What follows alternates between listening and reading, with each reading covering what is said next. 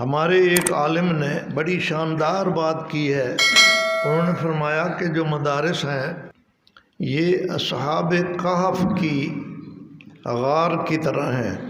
آپ نے اصحاب کہف کا قصہ پڑھا ہے کہ بادشاہوں سے بچ کر ایک غار میں چھپ گئے تھے۔ 7 آدمی تھے یا کم و بیش، اور وہ اپنا ایمان بچانے کے لیے غار میں گئے تھے۔ 300 سال تک اس غار میں سوئے رہے۔ 300 سال کے بعد جب باہر نکلے تو سارا ماحول بدلا ہوا تھا۔ نہ ان کی بولی سمجھتے تھے، نہ ان کا لباس ویسا تھا، نہ ان بازاروں کی شکلیں وہ تھیں۔ 100 سال میں بھی بہت تبدیلی آ جاتی ہے، 300 سال کا عرصہ تو بہت بڑا ہے۔ وہ اپنا کھانے پینے کا کوئی سامان لے آئے، کھایا پیا، پھر اسی غار میں سو گئے۔ تو انہوں نے لکھا کہ جو بچے کسی بھی دینی مدرسے میں داخل ہو جاتے ہیں وہ اپنے ایمان کے تحفظ کے لیے، اپنے مستقبل کے سنوارنے کے لیے یہاں ایسے محدود رہتے ہیں جیسے اصحاب کہف میں محدود تھے۔ ان کو باہر کے حالات کا کوئی پتہ نہیں تھا کیا ہو رہا ہے۔ باہر نکلے تو ان کو اندازہ ہوا کہ حالات تو تبدیل ہو چکے ہیں۔ یہاں سے فارغ ہو کر ہمارے فضلاء جب معاشرے میں جاتے ہیں تو اس میں کوئی شک نہیں کہ ادارے کا ماحول اور باہر کا ماحول بہت مختلف ہوتا ہے۔ جب یہ ادارے میں پڑھ رہے ہوتے ہیں تو یہاں امن و سکون ہوتا ہے، روٹی کی فکر نہیں ہوتی، کسی سے مخالفت دشمنی نہیں ہوتی، کسی سے کوئی لین دین نہیں ہوتا، کسی قسم کی کوئی فکر نہیں ہوتی۔ ایک ہی فکر ہوتی ہے کہ ہم 15 میں کامیاب ہو جائیں، بس۔ یہ فکر تو اچھی فکر ہے، لیکن جب باہر نکلتے ہیں تو یہ صورتحال بدلی ہوئی ہوتی ہے اور سارے معاشرے کا جو رجحان ہے وہ اس سے بالکل مختلف ہوتا ہے۔ کوئی کسی نگاہ سے دیکھتا ہے، کوئی کسی نگاہ سے دیکھتا ہے، کوئی توقع رکھتا ہے، کوئی توقع رکھتا ہے۔ کھانے کی فکر بھی لائق ہو جاتی ہے، ادھر ادھر سے مخالفتوں کا سامنا بھی ہوتا ہے، تو حالات بدل جاتے ہیں۔ انہوں نے فرمایا، میں ان کی بات نقل کر رہا ہوں تشریح کے ساتھ، نے فرمایا کہ جو مدرسے سے نکل کر باہر میدان میں جاتے ہیں تو اس کے 2 رخ ہیں۔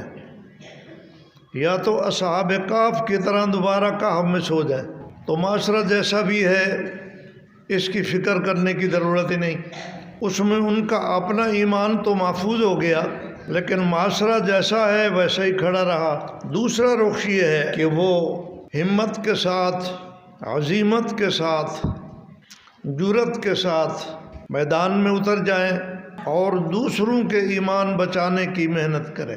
اپنا ایمان تو ان کا بچا ہوا ہے الحمدللہ، اب دوسروں کے ایمان کی فکر کریں اور ان کو بچانے کی کوشش کریں۔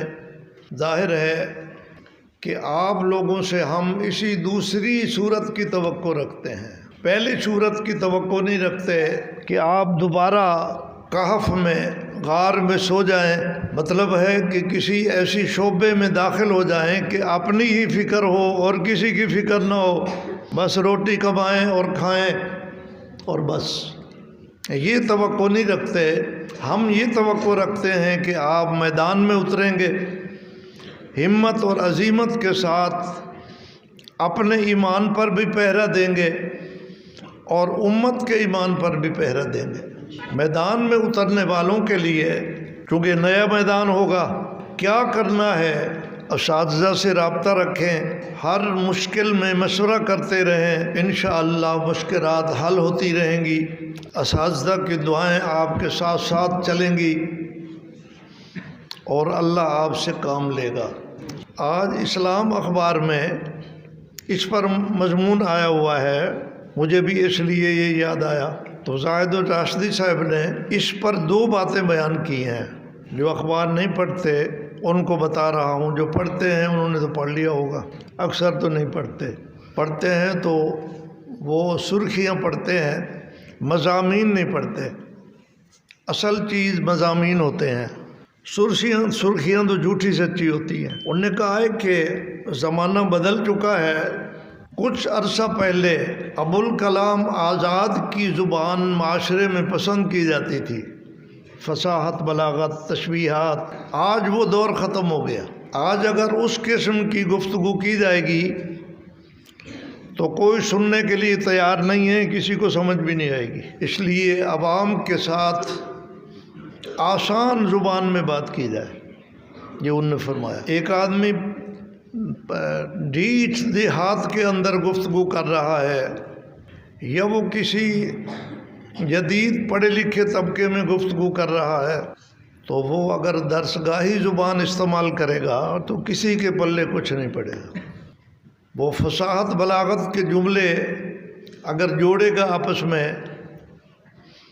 تو موجودہ تعلیم یافتہ لوگ تو اردو ہی نہیں پڑھتے، اس میں تو فارسی کے الفاظ بھی استعمال ہوتے ہیں اور اردو کے دقیق الفاظ استعمال ہوتے ہیں فصاحت بلاغت میں، عربی کے الفاظ بھی استعمال ہوتے ہیں، ان کو کیا سمجھ آئے گی؟ وہ تو آدھی انگریزی بولتے ہیں اپنے بیانات اور جملوں میں، اور جو دیہات میں لوگ بیٹھے ہیں ان کو ویسے ہی نہیں سمجھ آئے گی۔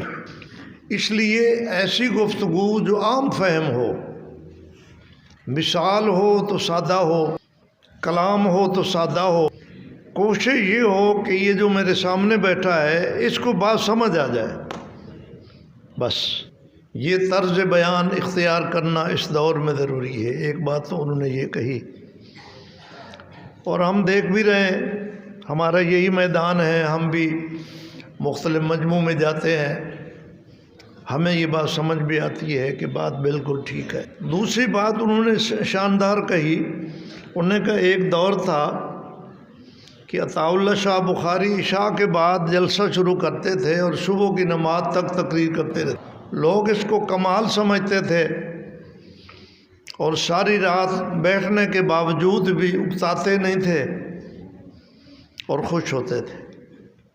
آج یہ دور تبدیل ہو گیا، آج اتنا لمبا ٹائم دینے کے لیے کوئی تیار نہیں ہے، آج تو 5 منٹ کا کلپ سنتے ہیں۔ اس لیے خطباء کو، واعظین کو، علماء کو گفتگو مختصر کرنی چاہیے، لیکن مختصر کا مطلب یہ نہیں ہے کہ ناقص گفتگو ہو، کسی کے کوئی پلے ہی نہ پڑے۔ کمال پیدا کریں کہ اپنی مختصر گفتگو میں اپنا موقع پورا سمجھا دیں۔ کسی بھی موضوع پر گفتگو کرنا چاہتے ہیں تو بات پوری کریں۔ بعض لوگ خطبہ اتنا لمبا پڑھتے ہیں کہ آگے بات کرنے کا ٹائم ہی ختم ہو جاتا ہے، پیچھے سے پرچیاں آنی شروع ہو جاتی ہیں، جی آپ بس کریں۔ ہمارے کبیر والے کے خطیب تھے، وہ اتنا لمبا خطبہ پڑھتے تھے، ابھی بھی یہ میں نے ہاتھ چھوٹا کیا ہے، اتنا یوں کہنا چاہیے، طرز اچھی تھی، لوگ سنتے تھے، بیٹھے رہتے تھے۔ گوجرانوالے کے علاقے میں انہوں نے ایک دفعہ تقریر کی، پونا گھنٹہ خطبہ پڑھا، بڑی راگڑیاں لگاتے تھے، تو سارے لوگ تو ایک جیسے نہیں ہوتے، ایک آدمی کھڑا ہو گیا، اس نے کہا حضرت جی آج اتنا کافی ہے، تقریر کسی اور موقع کر لینا۔ سٹیج سیکرٹری 5 منٹ دیتا ہے کہ جی 5 منٹ آ کے گفتگو کر لیں، اور وہ خطبہ شروع کر دیتا ہے، تو کیا گفتگو کرے گا؟ یا کسی بات کو سمجھانے کے لیے تمہید لمبی کر دیتا ہے، تو آدمی اتنا لمبا وضو کرے کہ نماز کا ٹائم ہی نکل جائے، تو اس وضو کا کیا فائدہ؟ تمہید باندھتے باندھتے مقصد کی بات ہی رہ جائے۔ تو مختصر گفتگو، مختصر لیکن مفید، یہ 2 باتیں انہوں نے کی ہیں اور میرے بڑی پسند آئیں، اس لیے میں آپ کو سنا رہا ہوں کہ ایسے ہی کرنا چاہیے۔ عام معاشرے کے اندر باہر جا رہے ہیں تو آپ اس معاشرے میں اس طرح فٹ ہو جائیں کہ معاشرہ آپ کو بوجھ نہ سمجھے اور آپ معاشرے کو بوجھ نہ سمجھیں، آپ ان کی خدمت کریں دل لگا کر، اپنے رشتہ داروں کے ساتھ، اپنے اہل محفل کے ساتھ، معاشرے کے لوگوں کے ساتھ سنجیدگی کے ساتھ، متانت کے ساتھ اور حکمت کے ساتھ رہنا بھی ہے گفتگو بھی کرنی ہے اور ان کو اپنا پیغام بھی پہنچانا ہے اور عزت کے ساتھ اپنا وقت بھی گزارنا ہے۔ بلا وجہ ماحول میں، معاشرے میں ٹکراؤ کی کوشش کرنا کہ تو ایسا ہے، تو ایسا ہے، تو ایسا ہے، یہ کام کرنے میں رکاوٹ پیدا کر دیتا ہے۔ وہاں ایڈجسٹ ہو جائے، فٹ ہو جائے، فٹ ہو جائے۔